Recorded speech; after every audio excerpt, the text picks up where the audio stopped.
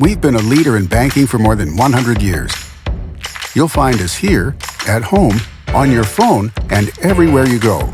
Renaissance Bank. Understanding you. Member FDIC. Equal housing lender.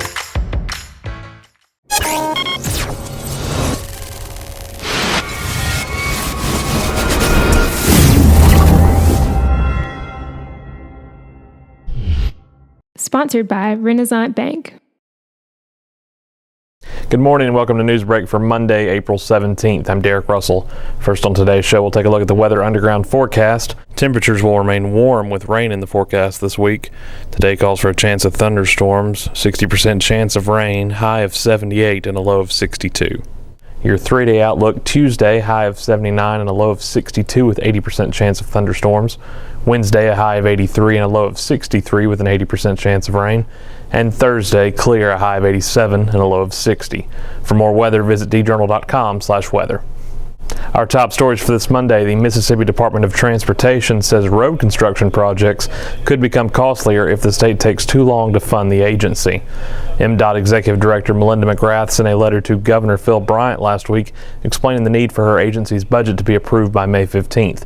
The legislature ended the 2017 session last month without funding the Office of Attorney General Jim Hood, the Department of Transportation, and the State Aid Road Program.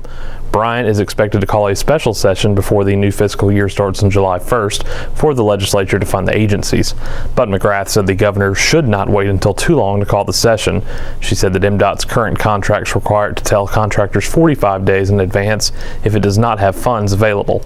McGrath said if the budget is not finalized by May 15th, it could cause project delays and significant expenses. However, Bryant's spokesman, Clay Chandler, said the governor is not convinced the deadline is as urgent as the agency would have people believe. When Colby Quaval shared the good news of Easter morning, he did so with a personal message of redemption. The recovery pastor at the Orchard in Tupelo said he feels the healing grace every day as he continues his journey out of addiction. The 30-year-old husband and father of twins has been sober for nearly 11 years. He said God uses the least likely people. Quaval's helped the Orchard create Thrive a year and a half ago and welcomes people grappling with addictions and life-controlling behaviors. Quaval shares his experiences, hope, and faith. Brian Collier, the founding and lead pastor for the Orchard, said the church has long had a heart for recovery ministry, but had trouble finding the right person. Collier said Quaval brings incredible credibility because he has been there. No member of Mississippi's congressional delegation planned to attend a pair of public forums this week organized by Northeast Mississippi constituents. The U.S. Congress is in the midst of a 2-week work period, which typically means more visibility from senators and representatives in their home districts and states. A network of local citizens and activists tried to seize on this window of opportunity by organizing town hall events this week in Oxford and Starkville. The Oxford Town Hall will occur at 7 p.m. on Tuesday. That date was selected because it is when income taxes are due. Meanwhile, an activist group in Starkville will host a Thursday forum at 7 p.m. at the Oktibbeha County Courthouse. U.S. Senator Thad Cochran and U.S. Senator Roger Wicker have no plans to attend either event. Representatives Trent Kelly and Greg Harper also do not plan to attend.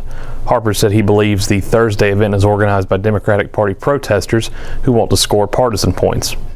Meanwhile, organizers of the forum said they represent political liberal or progressive viewpoints, but say the events are about public accountability. And in sports, this week's Daily Journal All-Area basketball team includes a family connection. News site coach Rick Howell and his son Wheeler coach Mitch Howell shared honors as the boys' coaches of the year. Rick Howell coached News site to a 23-7 record, Division I and 3A tournament championship, and a berth in the state playoffs. Mitch Howell led Wheeler to a 26-4 record and a return to the state tournament for the first time since 1994. Meanwhile, Tupelo High School's Elijah Shearer was the girls' player of the year, and Oxford High's Jarkel Joyner was the boys' player of the year. Pine Grove's Katie Bates was the girls' coach of the year. For more on the Daily Journal's all-area basketball team, see Sunday's Daily Journal. Thanks for watching Newsbreak on this Monday. Don't forget this show is one of the many online offerings that gets you news off the page and on the go. Each story discussed today on Newsbreak can be found in your Daily Journal or online at djournal.com, where you can find a new episode of Newsbreak each weekday at 7 a.m. Thanks for joining us. I'm Derek Russell.